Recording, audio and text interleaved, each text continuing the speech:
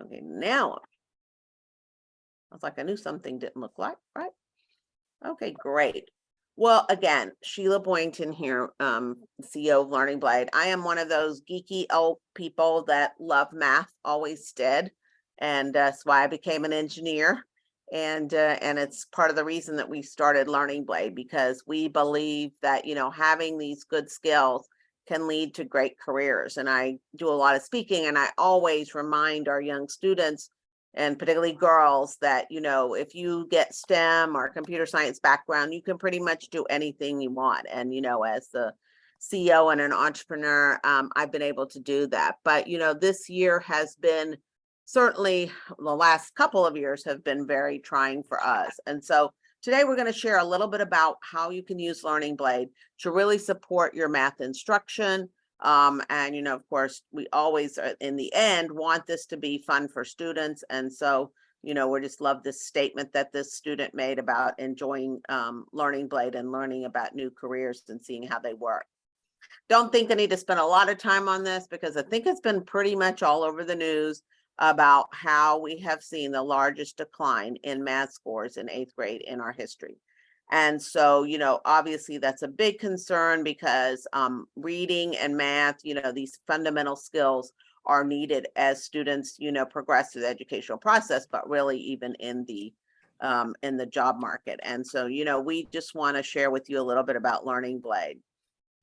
So one thing, that's great. And for those of you that, already have your licenses and all of that, you definitely know that Learning Blade, it has some math content in it.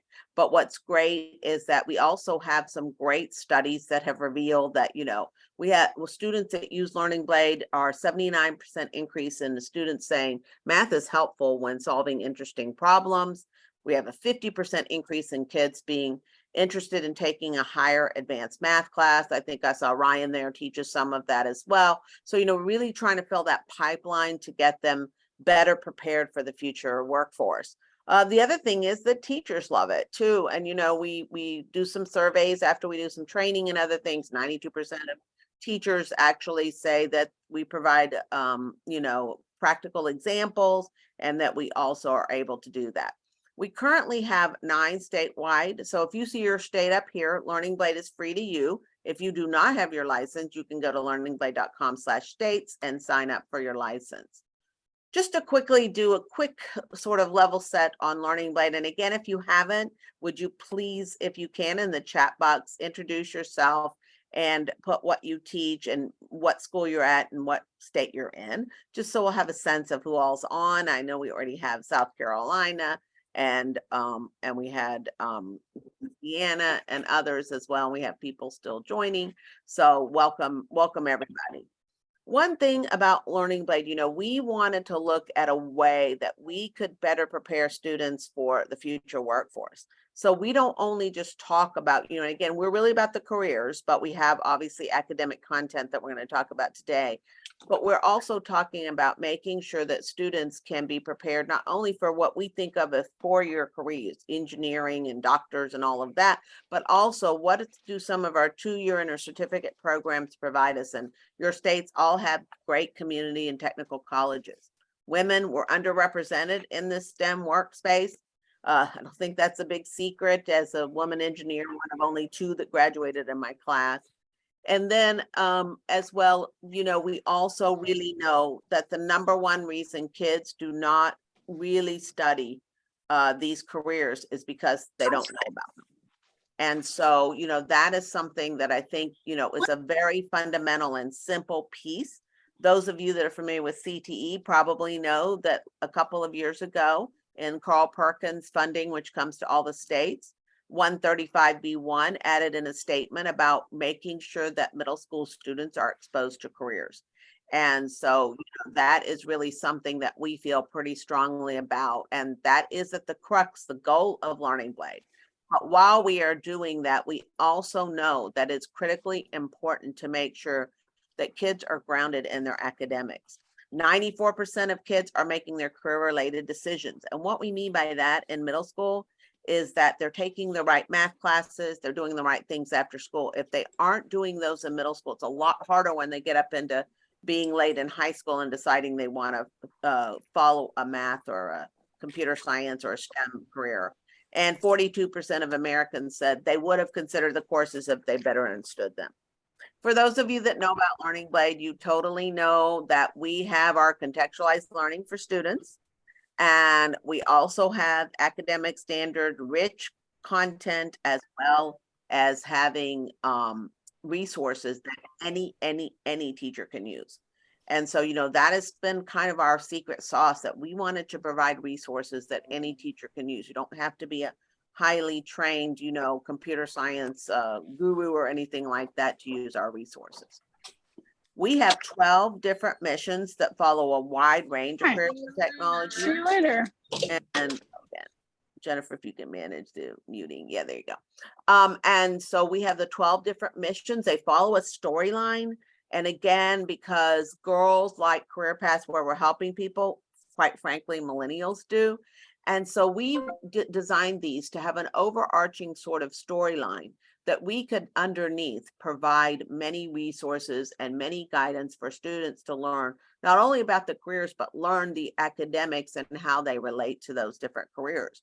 So we have plenty of things like, of course, manufacturing, computer science, construction, all the different kinds of careers you might think about. But today, as we're focusing really on math, I think, our goal here is to show kids why they might want to learn math, because they're going to use it in a future career.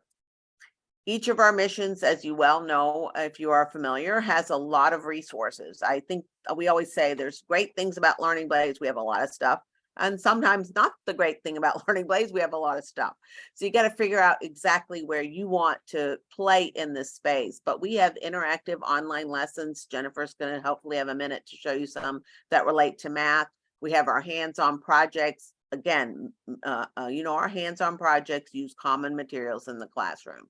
We also have our design thinking and our parent lessons, videos, our 3D printing, of course, our great intro to coding. If you have not explored intro to coding, I highly encourage you to, and then our paper craft. So our missions have our tools and our teammates. Our tools are STEM technologies in the orange. Our teammates are STEM careers. Each of those have many academic lessons: science, social studies, English, and guess what? Math. Every one of them has a math lesson associated with it. And that's what we're here to talk about today. That's our car manufacturing, which is around manufacturing. Hack Attack is around really our computer science careers and different types of technology they're using. Students can either select the mission, teachers can assign the mission. I'm going to fly through this so we can get to really the meat of what we wanted to talk about today. And students operate this mission from a dashboard. Now, as we talked about, really here we are in terms of understanding that, math is important. And what we want to talk about now for the next 15, 20 minutes is to tell you a little bit about how you can use Learning Blade to make math relevant. So to share that part with you, I'm thrilled to introduce Jennifer Gregory. Jennifer is a former math instructor, an AP computer science teacher, and we're very fortunate to have her on the Learning Blade team. So Jennifer, take it away. Hi, everyone. As Sheila mentioned, I'm a former AP computer science teacher, but really at heart, I'm a math teacher and math is my passion. I'm just trying to get my screen shared here. But as a math teacher, I totally understand. I think when teachers come across Learning Blade, they're like, I love what I see. I want to make career connections in my classes, but I have so many standards to teach. And I feel like maybe I don't have a lot of time to tie in the engaging things and answer the questions. Why does this matter? When am I going to use this? And I think Learning Blade, you don't have to choose between getting your standards met and making it engaging and exposing students to careers. I think you can do both at the same time, and Learning Blade can help you do that by tying in the math skills that are relevant to careers and also prepping students for the tests that they're going to have to take that show the growth that they've done in math, and exposing them to standardized like questions in a low stakes environment where they're learning about things that are fun and it's not as stressful as the end of year state test goes. And as they engage in these application problems with math, they're being exposed to, oh, math really does matter. And the more they engage with things like this, they're going to value the skills that they're learning in your classes. So I wanted to highlight some of the careers that math skills are used in that we introduce students to in Learning Blade. And one of those careers is computer scientists, programmers. So a math skill that students might not really realize that would be used in computer science is exponents. As a former 8th grade teacher, I know exponents is definitely a big standard at the 8th grade level. And it's funny how many students are interested in computer science, but not interested in math. And that at that age, they don't really understand how all of these things really intertwine, and to be able to engage in cloud computing and understand storage. Exponents is a huge part of that. Another career that we introduce students to is a biomedical engineer. And so showing students how volume relates to making artificial parts, especially in things like hearts and the ventricles specifically in a heart, students can really engage in those applications. Another engineering career is the environmental engineer. And I think algebra really is the easiest way to make math relevant and show when you're going to use this. But one great thing about the current generation right now is I think they really are passionate about things like the environment and making sure that we're taking care of our planet. And so this would be a great way to kind of tie in how processing waste produces energy and really gain the attention of things that kids these days really do care about in a great way.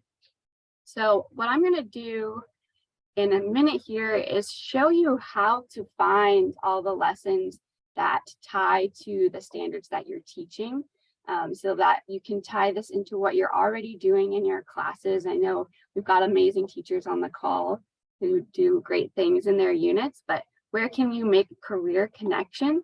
So what I'm going to do now is log in to my Learning Blade teacher account and go into one of my classes. I'm just checking, are we looking at my Learning Blade screen or are we looking at my slides? You can. You got the screen. Okay, thank you. You can see it, yeah.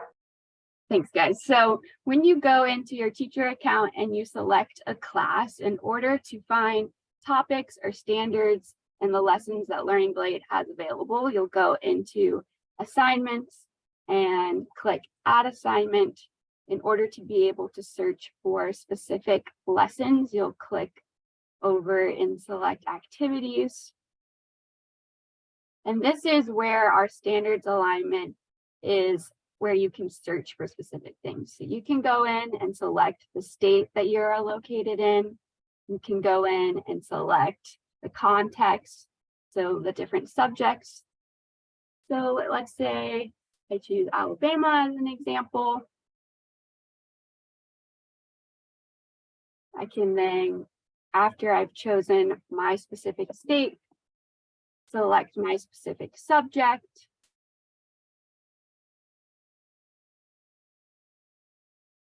And even after that, you can go in and search keywords and specific topics that you might want to search for. Getting a little bit of a lag here.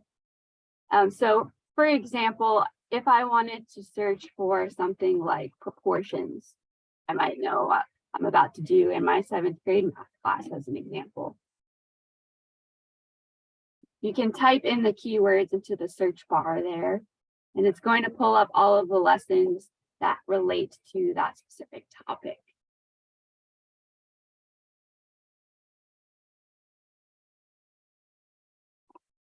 So I can see, do I want to do a proportions lesson that maybe would be connected to 3D modeling? There's a proportions lesson connected to consumption junction. That's our transportation lesson. And I'm going to go in and show you what the 3D modeling lesson looks like. You can preview the activity as a teacher. So you can see kind of the context the lessons fit into, and making a 3D model using scale factors. So students go through these lessons if you've never seen them before. It's self-paced. They're reading informational text about the skills they're going to use, and then they get the practice. So here's our first question about the scale. So they're given an example of a cabinet, and then they're asking to make a ratio scale from the height of a man to the robot. So this is going to be a 6:2 ratio, but when you reduce that, that's going to be a 3:1. The students can submit their answer and get feedback on how they're doing and go through the lessons. So that's just a quick example of how to find what you might be teaching and then how to preview what these lessons look like. And here's another example of formative assessing like question where students can engage with their scale factor skills. So filling in the different correct pieces to the table. But I'm going to jump back to my slides and make sure we also cover the other things that we mentioned.